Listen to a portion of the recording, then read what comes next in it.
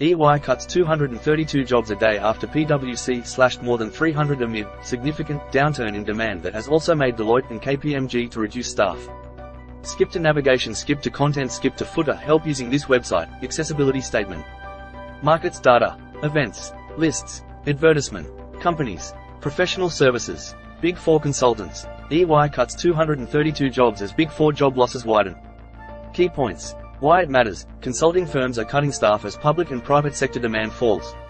Context. The fall is the uncertain economy and a crackdown on the use of consultants by the public sector. What next? EY is not expected a rebound in demand until mid-2024. EY Oceania will cut 232 people, more than 2% of its 10,700-strong workforce, as a significant reduction in demand from financial services and public sector clients hits its bottom line. The firm, which was the only Big Four giant to avoid cutting staff during the COVID-19 pandemic downturn, has now joined its consulting rivals in reducing staff numbers in Australia. The total reduction adds up to roughly 950 people, or about 2% of their collective workforce of 42,700. PwC on Wednesday said it was cutting 344 staff, or more than 4% of its 8,000-strong workforce. This followed an earlier cut by PwC of 47 in late June. KPMG has cut 300, or 3% of its workforce of 10,000, and Deloitte is cutting unspecified dozens of its workforce. The staff reductions are part of a global trend as high interest rates, a slump in mergers and acquisitions, and a growing number of scandals cause private and public sector clients to defer or delay hiring the firms. Affected EY staff were told on Thursday they were being made redundant. Almost 90 of the cuts came from the firm's financial services team. EY had earlier tried to reduce costs through measures such as reducing non-essential travel, cutting back on recruitment, deferring the start date of about 12% of its graduates, and forcing staff to take 3 of their 4 weeks of leave at Christmas. Advertisement. EY Oceania Chief Executive David LaRocca was surprised by the sharp downturn in a challenging and uncertain environment this financial year, but hoped demand would pick up again by the middle of next year. EY Chief Executive David LaRocca appearing at the ongoing Senate inquiry into consulting. Martin Ullman. EY had been particularly hit by a fall in demand for consulting across government and financial services, and parts of our corporate client base, he said in a statement. This has had a significant impact on the demand for our services, and we are forecasting for this reduced demand to be felt for most, if not all, of this financial year.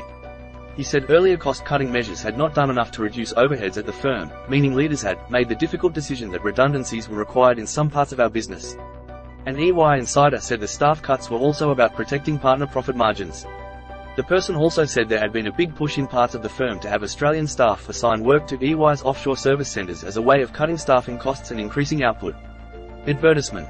However, they said outputs of the centres, which are located in countries with low staffing costs, often needed to be reworked by local staff, and the shift had left junior staff in parts of the firm without enough work to do. EY is also dealing with issues on 2 other fronts: the fallout of a scathing report into its culture, which found staff felt overworked, bullied and harassed, and its own tax scandal involving a former partner. Incredibly difficult decision. Mr. LaRocca said EY leaders regretted the cuts and that the decision had been incredibly difficult to make. These changes will not impact our focus on building a safe and inclusive workplace for all.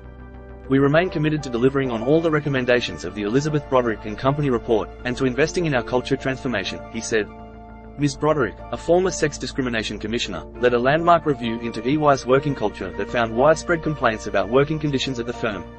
Staff reported bullying, experienced by 15% of staff over the past 5 years, sexual harassment, 10%, and racism, 8%. Advertisement. At the start of the month, after media and political pressure, EY outed itself as the employer of a former partner who had allegedly promoted tax exploitation schemes. The firm said the former partner had been accused of taking more than $700,000 in unauthorized payments related to the allegations, and that he had been fired in August 2022. The tax office has taken action against the former partner in the federal court, meaning the matter will be in the headlines for the foreseeable future. At the global level, the firm is also grappling with its failed push, known as Project Everest, to spin off its consulting arm into a separate organization. The failure had added to the personnel issue because the firm had been bringing on partners and staff in anticipation of the split.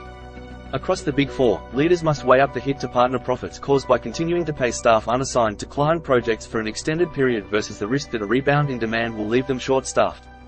In July 2020, an internal partner briefing highlighted how sweeping cost-cutting measures, including reducing the pay and hours of staff by at least 20%, helped steady profit per partner at $633,000. In Australia, the big firms are also grappling with the fallout of the PwC tax leak scandal, which has led to a dramatic drop in the use of consultants by federal and state governments. Federal Labor is also making increasingly aggressive moves to cut its use of consultants and contractors as part of its policy to bring skills back into the public service. The PwC scandal involved a former partner sharing confidential government information with others in the firm. Introducing your newsfeed. Follow the topics, people and companies that matter to you. Find out more. Read more. Big Four Consultants. PwC. Deloitte. KPMG. EY. Sponsored. Advertisement.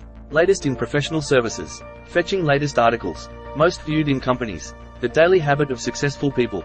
Copyright 2023, The Australian Financial Review, 9 Entertainment Company.